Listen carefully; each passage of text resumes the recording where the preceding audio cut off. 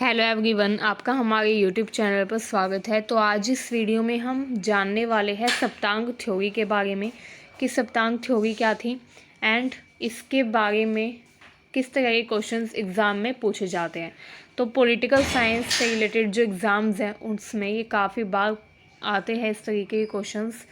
तो काफ़ी हेल्प होगी ये वीडियो देखने के बाद आपकी।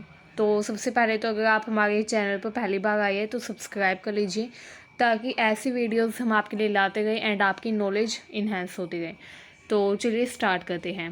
सप्तांग थ्योरी जो है इसके अकॉर्डिंग ये कहा गया था कि जितने भी स्टेट्स होते हैं, जितने भी राज्य होते हैं, वो कॉन्स्टिट्यूट होते हैं 7 एलिमेंट से। मतलब कि हर स्टेट, हर राज्य 7 एलिमेंट से मिलकर बनता है। ठीक है, 7 इम्पोर्टेंट एलिमेंट्स होते हैं जो कि किसी भी स्टेट को बनाने में काफ़ी इम्पोर्टेंट रोल प्ले करते हैं। अगर ये 7 एलिमेंट्स में से कोई एक एलिमेंट भी मिसिंग होगा तो वो जो स्टेट है, वो जो राज्य है, वो नहीं हो पाएगा, वो जो राज्य है वो नहीं बन पाएगा। ठीक है, तो हर स्टेट को कॉन्स्टिट्यूट करने वाले 7 एलिमेंट्स होते हैं। इसी थ्योरी को सप्तांग थ्योरी कहा जाता है। ठीक है, अब वो 7 एलिमेंट्स क्या क्या है। फर्स्ट एलिमेंट है स्वामी, मतलब कि हर एक स्टेट में एक स्वामी होगा जिसको रूलर कहा जाता है। ठीक है, किंग, जो कि सोवरेन होता है। सोवरेन का मतलब आपको पता ही होगा। सोवरेन का मतलब ये होता है कि जो राजा है, जो किंग है, वो अपने इंटरनल एंड एक्सटर्नल डिसीजंस लेने में फ्री होगा। उसके ऊपर किसी भी तरीके का कोई भी प्रेशर नहीं बनाया जाएगा किसी भी एक्सटर्नल डिसीजन से रिलेटेड। ठीक है, मतलब कि जो राजा है कोई भी उसको फोर्स नहीं कर सकता अपना डिसीज़न चेंज करने से। राजा जो है उस पर कोई भी इंटरफेरेंस नहीं कर सकता कि वो ये ना करे, ये डिसीज़न ना ले। ठीक है, राजा अपने इंटरनल एंड एक्सटर्नल डिसीजंस लेने के लिए फ्री होगा। तो ये होता है सोवरेन का मतलब। ठीक है, तो हर स्टेट में एक स्वामी यानी कि एक किंग होता है, उसके बिना स्टेट बन ही नहीं सकता। सेकंड एलिमेंट है अमात्य। अमात्य को मिनिस्टर्स कहा जाता है। ठीक है, हर राज्य में कुछ मिनिस्टर्स होते हैं, मंत्री होते हैं। जैसे आप हमारी कंट्री में ही लगा सकते हैं, स्टेट मिनिस्टर जो हैं उसके अंडर, उसके नीचे बहुत सारे मंत्री, छोटे छोटे मंत्री काम करती है। अगर वो मंत्री नहीं होंगे तो स्टेट नहीं चल पाएगा। क्यों नहीं चल पाएगा? क्योंकि जो चीफ मिनिस्टर होता है या फिर जो मेन हेड होता है, जिसको हम स्वामी या किंग बोलते हैं, उसकी काफ़ी हेल्प करते हैं ये जो मिनिस्टर्स होते हैं ये। ठीक है, मिनिस्टर्स जो है वो किंग को एडवाइस देते हैं कि क्या करना चाहिए क्या नहीं। इसके अलावा इन्वेस्टिगेशन करते हैं, जिस भी इशू पर किंग को फैसला लेना, उस पर इन्वेस्टिगेशन करने का काम मिनिस्टर्स करते हैं। देन किंग को गाइडेंस देते हैं कि क्या चीज़ की जानी चाहिए। ठीक है, तो जो राजा है वो क्या करता है, अपने मिनिस्टर से भी सलाह लेता है।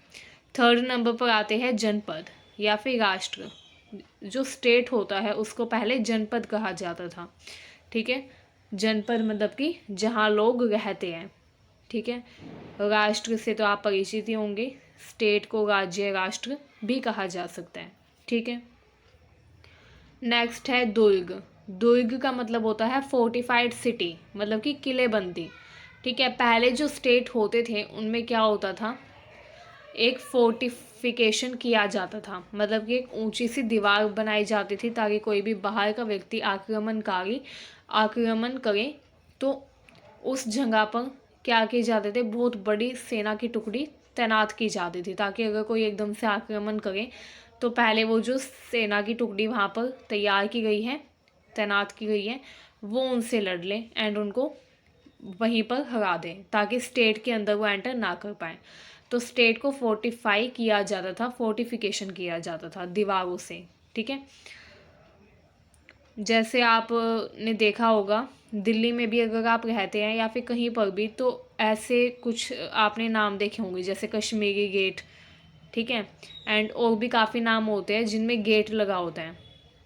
तो वो जो गेट लगा हुआ है उसका मतलब है रियल में उस टाइम पर पहले क्या था, किलेबंदी थी, दीवार थी जिसका एक गेट होता था। ठीक है, मतलब कि फोर्टिफिकेशन था वहाँ पर पहले, इसलिए उस जगह का नाम अब भी लास्ट में गेट आता है। ठीक है, जैसे कश्मीरी गेट एंड और भी कई एग्जांपल्स हो सकते हैं। आप अपने आसपास जो एक तरीके से बोल सकते हैं सिटीज़ हो, वहाँ पर भी आप देख सकते हैं, सुनने को आपको मिल ही जाएंगे। ठीक है, नेक्स्ट जो एलिमेंट है वो है कोश। कोश का मतलब होता है एक्यूमुलेटेड वेल्थ। स्टेट की जितनी भी वेल्थ होती है, जो स्टेट का खजाना होता है, ट्रेजरी, ठीक है, वो काफ़ी इम्पोर्टेंट होती है। अगर कोश ही नहीं होगा तो स्टेट अच्छे से वर्क नहीं कर पाएगा।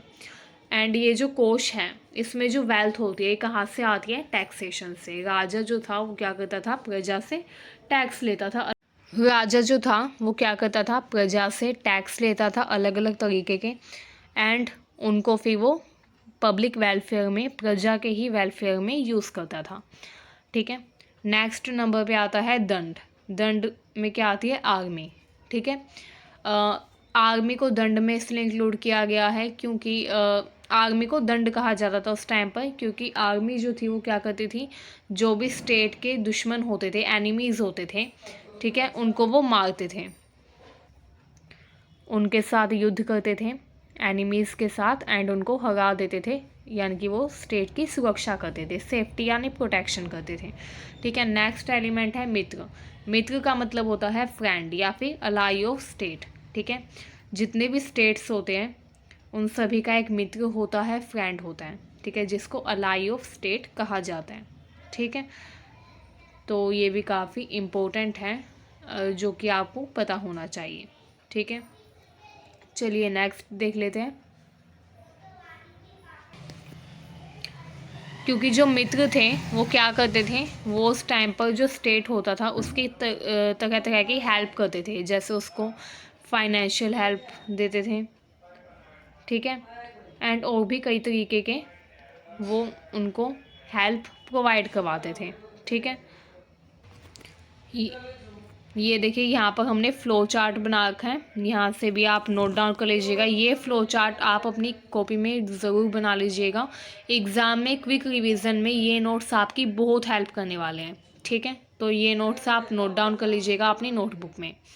चलिए नेक्स्ट देख लेते हैं। नेक्स्ट देखिए यहाँ पर जो लिखा हुआ है शुक्र नीति सार। शुक्र नीति सार जो है ये एक आप बोल सकते हैं ग्रंथ है, एपिक है।